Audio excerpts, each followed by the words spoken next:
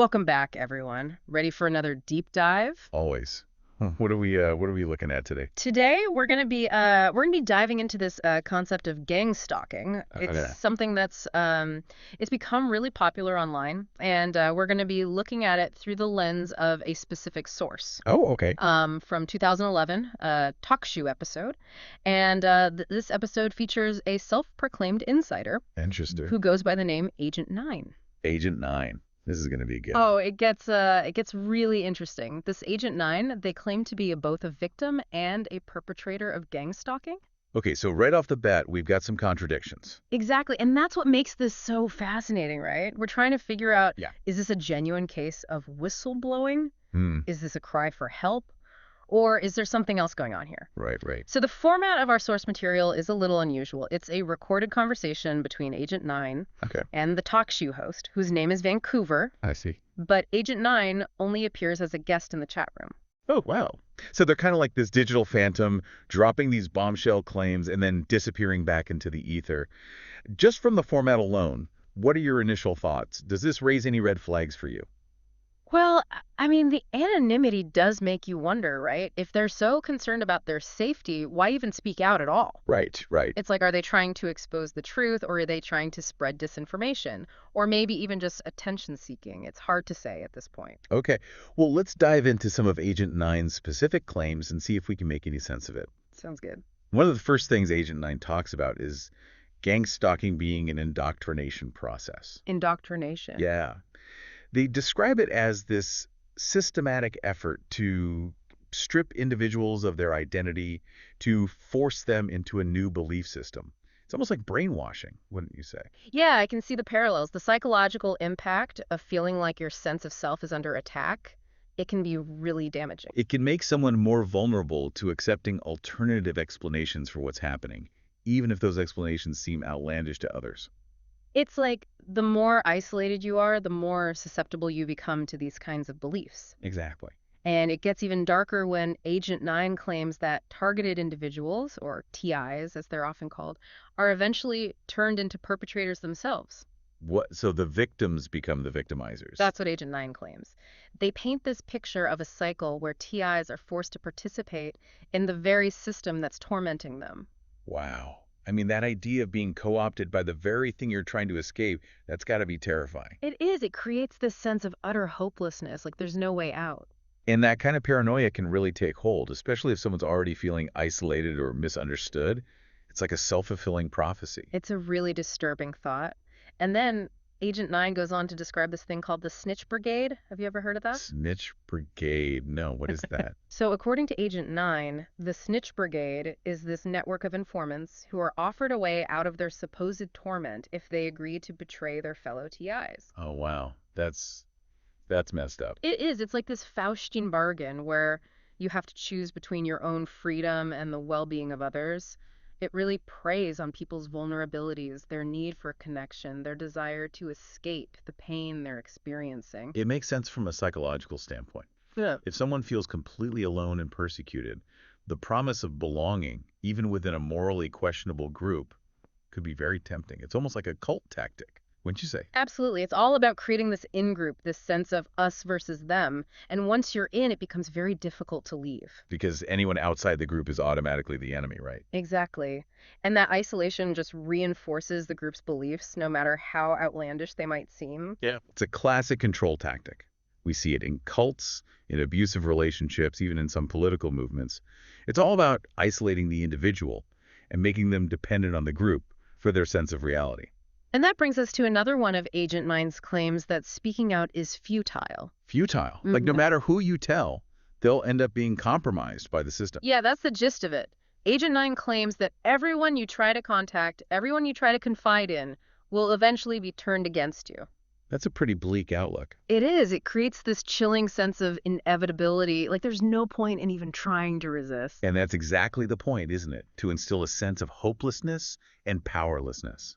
It's a way of silencing dissent and maintaining control. It's really effective, unfortunately. People are less likely to seek help or question the narrative if they believe it's all for nothing. Yeah. It's like they've created this mental prison where the bars are made of fear and despair. And to make things even worse, Agent 9 believes technology is going to make gang stalking even more covert and effective. Yeah, they talk about how technology will eventually replace human assets, making it almost impossible to detect or escape. It's like a dystopian nightmare come true. It's definitely a fear that resonates with a lot of people. We're seeing technology playing an increasingly pervasive role in our lives. Right. And the idea that it could be used against us to manipulate and control us, it's a very real anxiety for many, especially with all the advancements in surveillance and data collection we're seeing today. It's like Big Brother on steroids.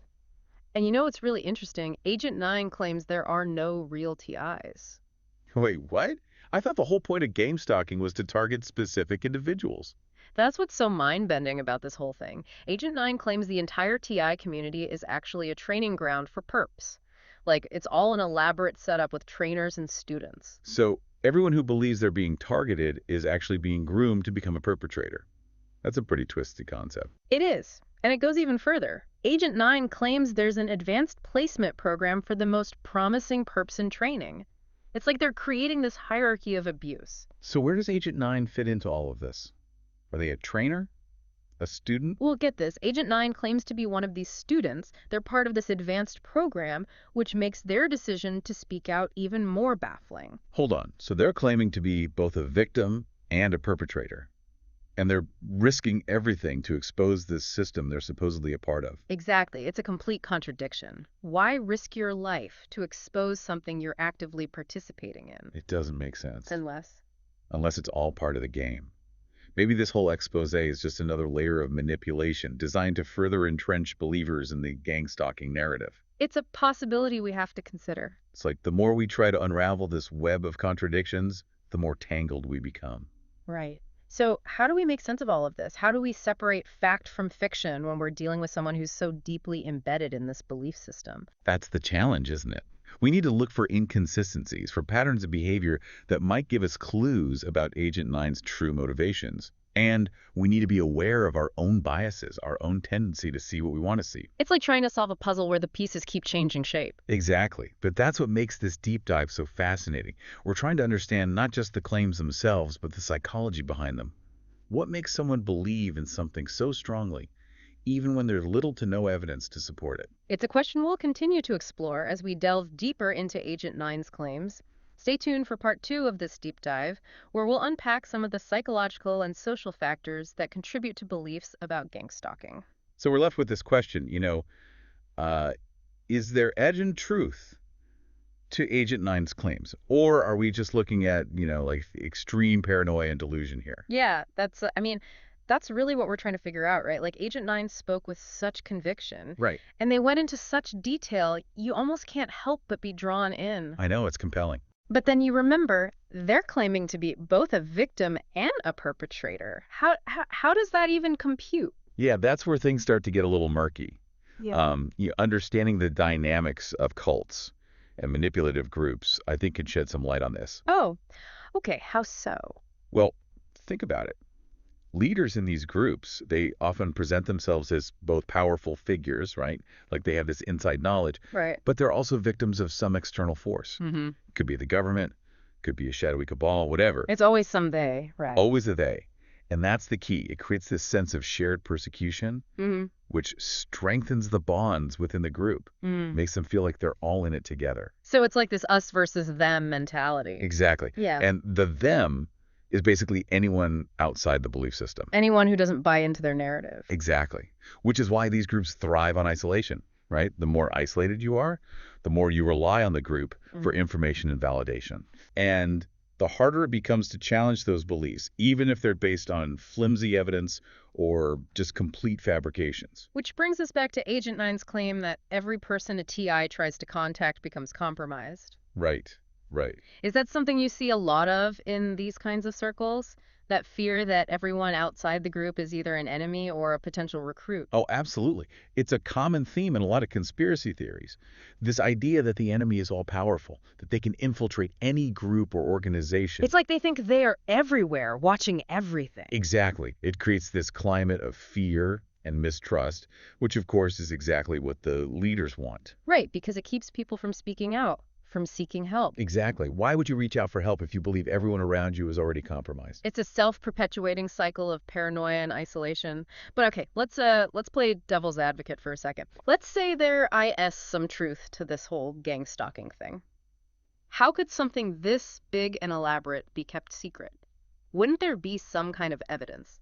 Like real evidence, not just anecdotal stories. Right, and that's one of the biggest challenges to the credibility of these claims. Mm-hmm. Think about it. Maintaining a conspiracy of this scale would require an incredible level of coordination and secrecy. Yeah, it's mind-boggling. Right. Coordinating the actions of potentially thousands of people Mm-hmm.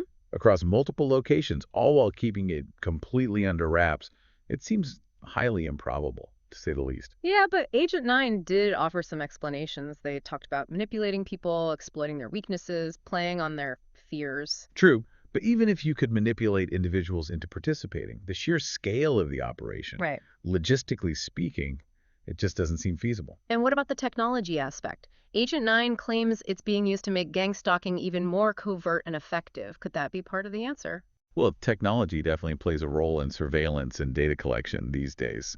I mean, that's undeniable. Right. But it's a huge leap to go from that to the kind of coordinated real-world harassment we see in gang stalking narratives. Mm-hmm. There's a big difference between, collecting data and actually orchestrating these complex physical actions involving all these different people. Right, right. So that brings us back to square one. Do we believe Agent 9? Do we believe there's this massive shadowy network out there dedicated to harassing everyday people? I mean, it's a question each listener has to grapple with for themselves. There's no easy answer, right? All right, we have to weigh the evidence, look at alternative explanations, and decide for ourselves what we believe. But remember, belief shouldn't be based on blind faith or fear. Mm-hmm. It needs to be grounded in reason, in critical thinking, and a healthy dose of skepticism. But that's the thing. There isn't any real evidence to support these claims. It's all just anecdotal accounts and stories from self-proclaimed insiders like Agent 9. That's a critical point.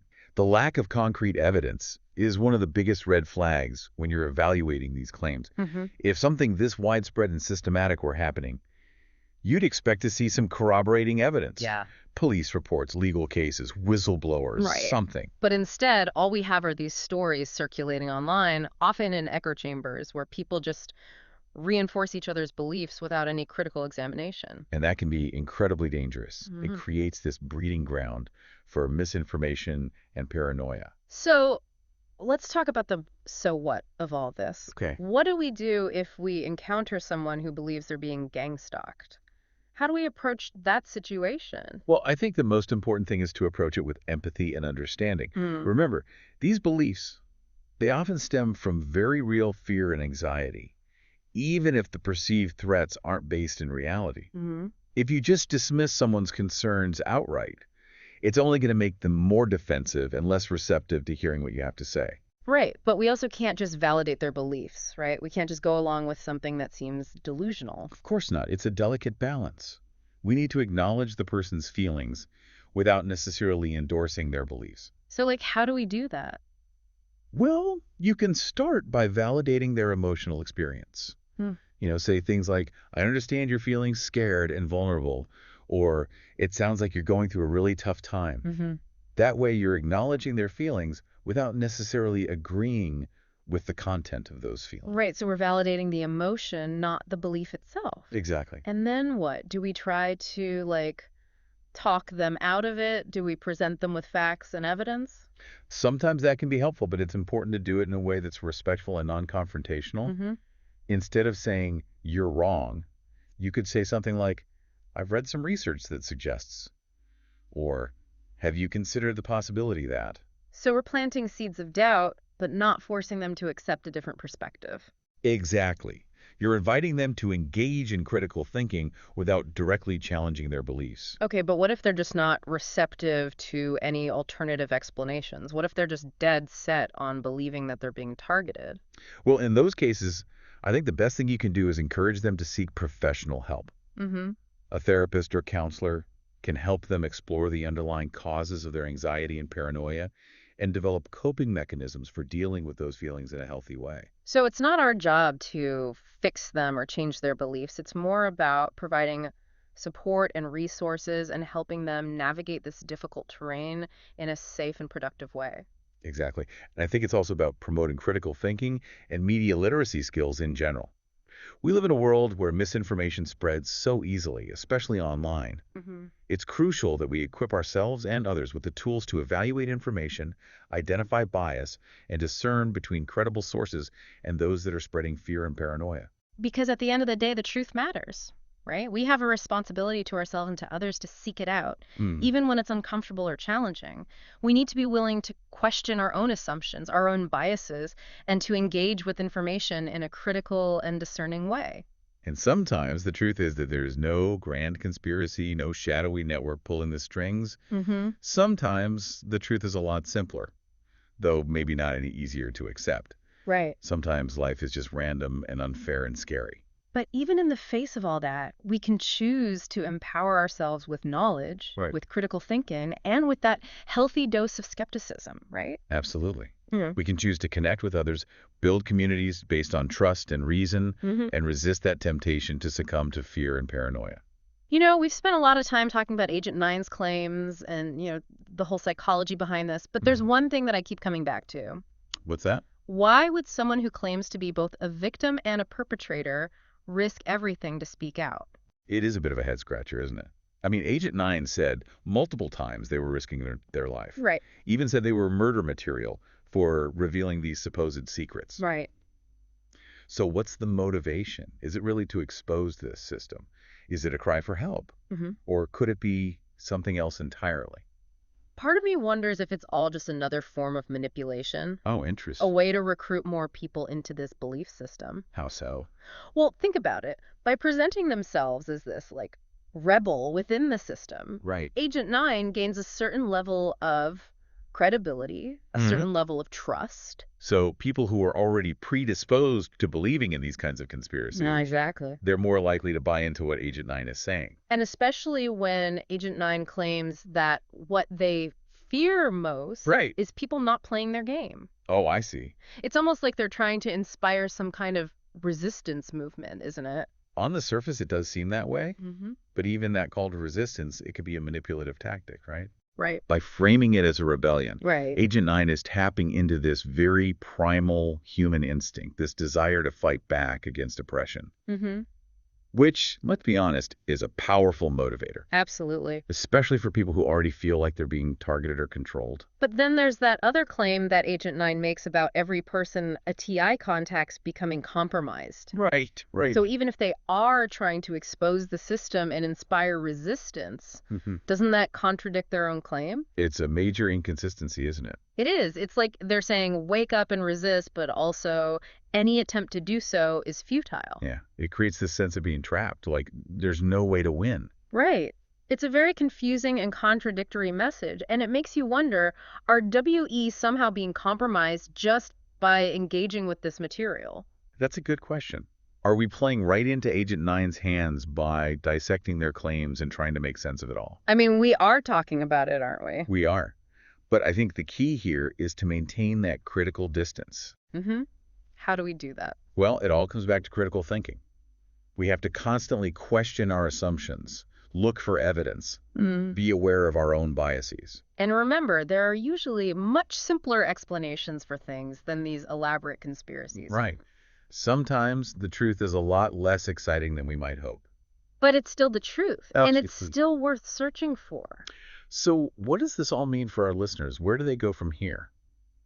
Yeah, I mean, we've thrown a lot of information at them today. We have. A lot of different perspectives. It's up to them now to decide what to make of it all, right? Weigh the evidence, Mm. think critically. And remember, critical thinking is an ongoing process. It is. It's about being open to new information, but also being discerning about what you believe. Exactly. Yeah. This deep dive, it wasn't about giving you all the answers. It was about giving you the tools to ask the right questions, to think critically, and to navigate this crazy world of information. And hopefully avoid getting sucked into those rabbit holes of paranoia and misinformation. Because at the end of the day, we all have a responsibility to ourselves and to each other to be thoughtful, discerning consumers of information, To seek out the truth, even when it's uncomfortable. even when it's challenging. That's what it means to be an informed and engaged citizen in today's world. Well said.